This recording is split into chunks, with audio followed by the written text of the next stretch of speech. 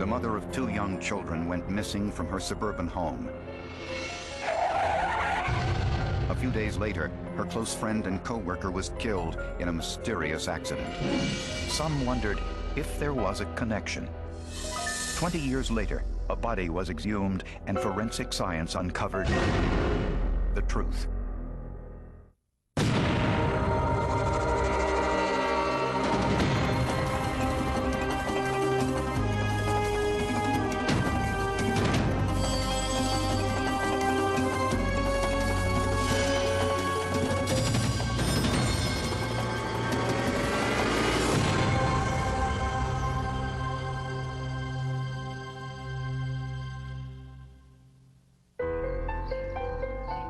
It's winter in Ohio.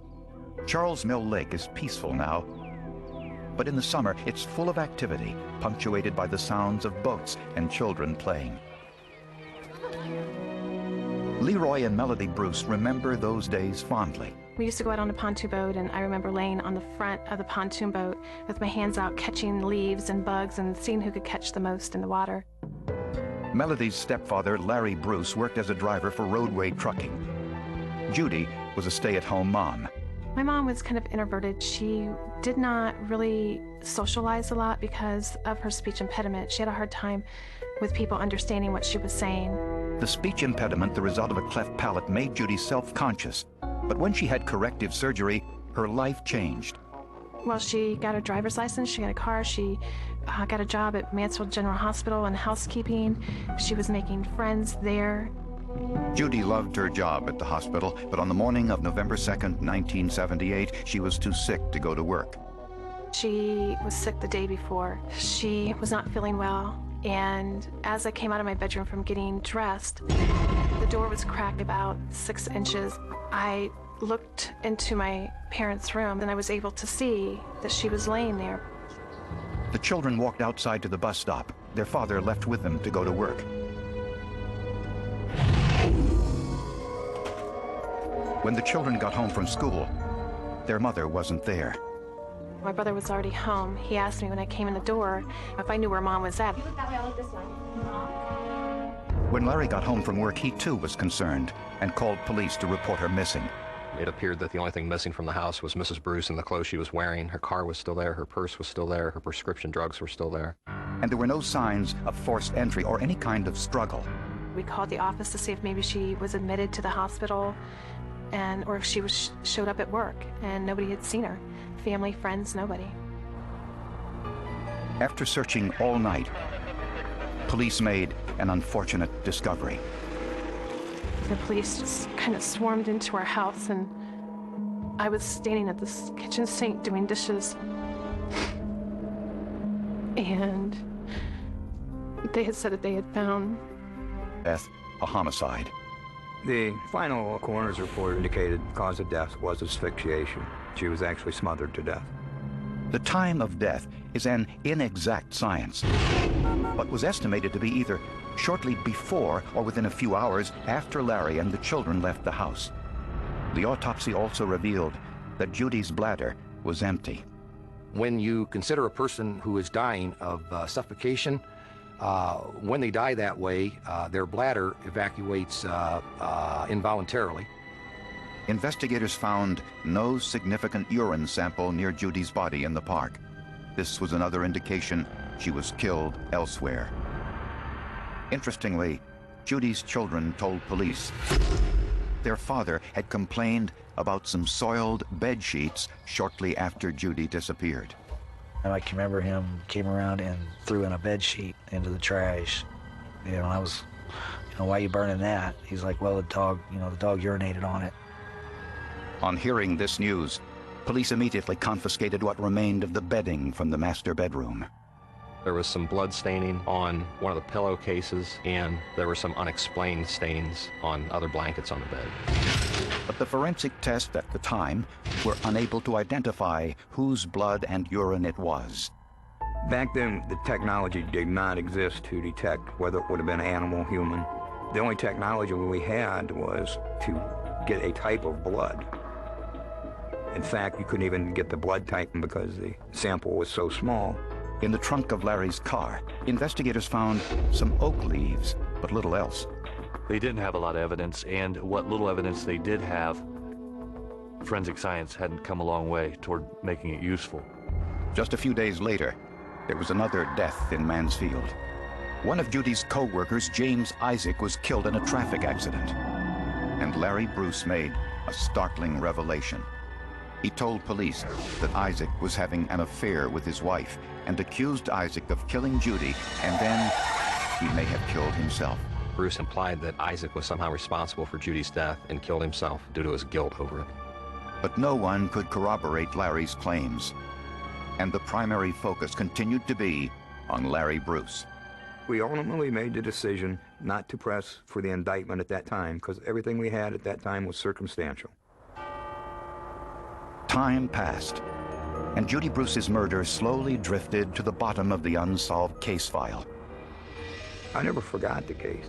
I would drive by the residence, and we would even drive by Roadway Trucking. I remember on an alarm off once talking to a dispatcher at the Roadway Trucking. I said, hey, what did Larry ever, say about this case? Because he worked there for several years after the homicide. And the feedback I would get was that he was the kind of guy that was bragging about it. He committed the perfect crime. He got away with it. About a year after Judy's murder, Larry Bruce got married again, and the couple continued to live in the house in Mansfield.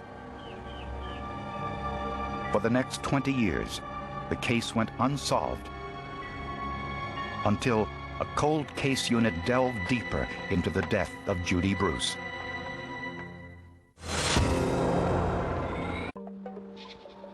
By the year 2000, police in Mansfield, Ohio had a total of 17 unsolved murder cases in their files, and local officials started to grow impatient. So prosecutors did what other communities were starting to do. We approached the county commissioners for $25,000 to set up a cold homicide unit to look at cases that were unsolved. The first case they reviewed was the murder of Judy Bruce, which by this time had gone unsolved for more than 20 years. Some in law enforcement suspected her husband Larry had committed the crime, but they couldn't prove it. So the new cold case unit began their investigation with the oak leaves found 20 years earlier in the trunk of Larry Bruce's car. So it was our theory that when he opened the trunk to take the body out, some of those oak leaves fell into the trunk of his Cadillac. And information presented in this very television series suggested a new way to test them. I was watching a Forensic Files episode one night, and they had a story about out west in Arizona had done a plant DNA case. The crux of that investigation was a seed pod found in a suspect's truck, which was later matched with plant DNA to the Palo Verde tree next to the victim's body. Reinbold contacted the scientists who pioneered plant DNA analysis and asked them to test the oak leaf found in Larry's trunk to determine if it came from the oak tree near Judy's body. They did go out to the camp to see if black oaks and red oaks grew nearby, and there were quite a few of them right up the short ways up the street there. Unfortunately, too many years had passed, and scientists were unable to extract any DNA from the leaf. But to their credit, police didn't give up.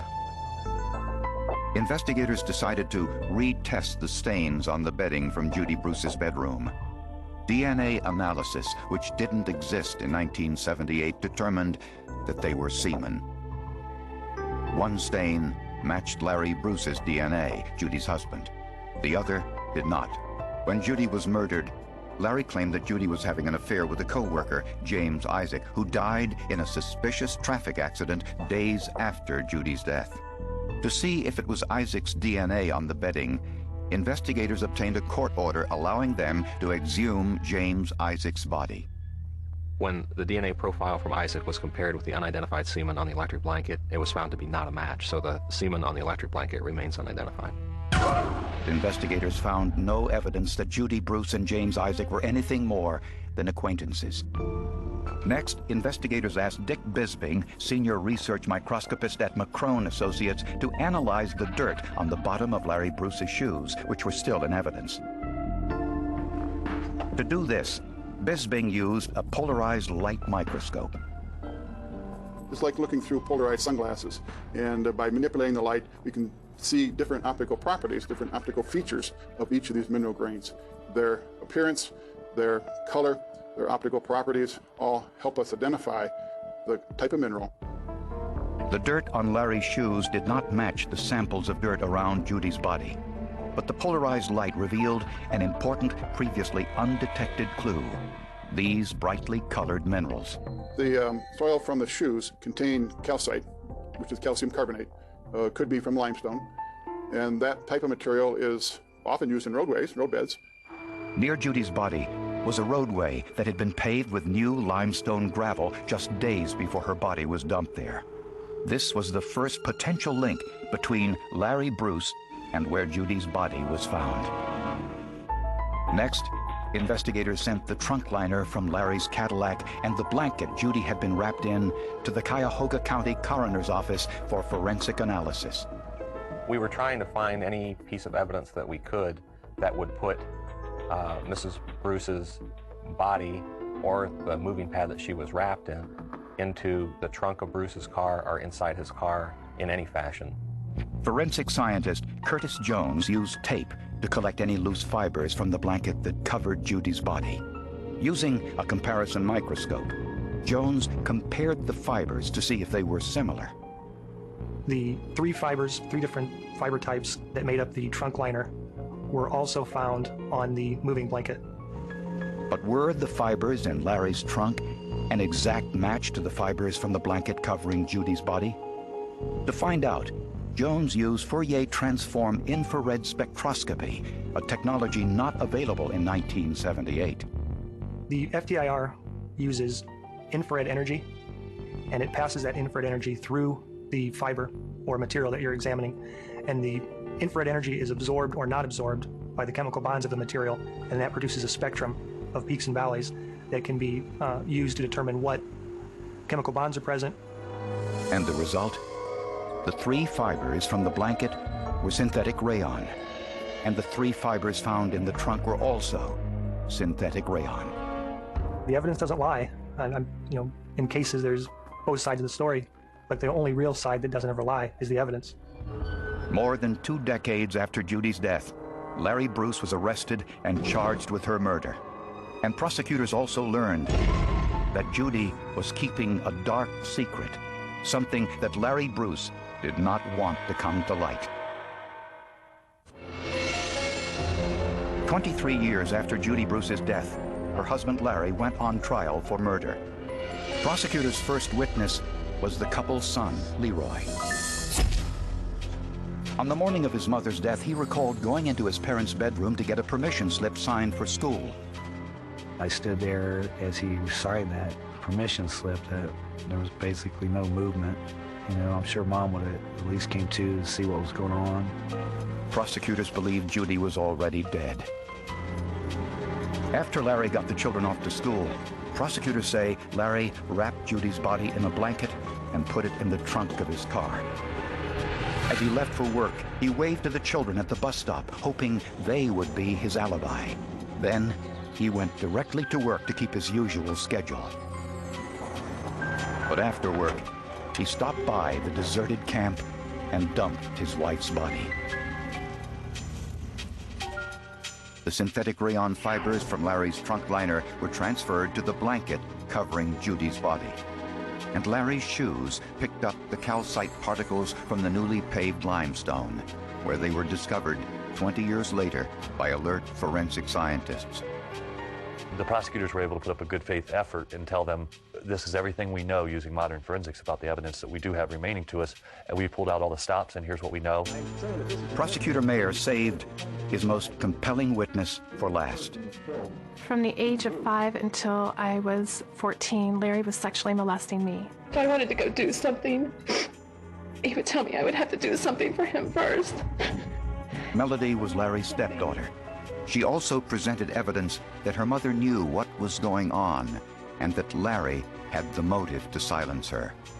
When she was a little girl before her mother was murdered, she was being molested by her father in a bedroom By chance, her mother, Judy Bruce, came into the bedroom. She witnessed the molestation. She was furious with her husband, Larry Bruce. A vicious argument ensued immediately after that, very loud profanities. And then the defendant got so worked up, Larry Bruce, that he took a swing at his wife and missed her and punched the wall and broke a bone in his arm. The defense presented no witnesses, arguing that the prosecution hadn't proved its case beyond a reasonable doubt. Look at every angle of this, and you'll see that it's an entirely circumstantial case. The jury deliberated for less than 2 hours. We, the jury, find the defendant, Larry Bruce, guilty of the crime of murder. I just can't believe it's all happening. Larry Bruce was sentenced to 15 years to life in prison. I was glad that he was being convicted, but in the same time, I didn't want to be there. I didn't want to have to deal with it. I didn't want to face the reality that this really did happen. After more than 20 years, old-fashioned police work and modern forensic science finally brought justice for Judy Bruce's family.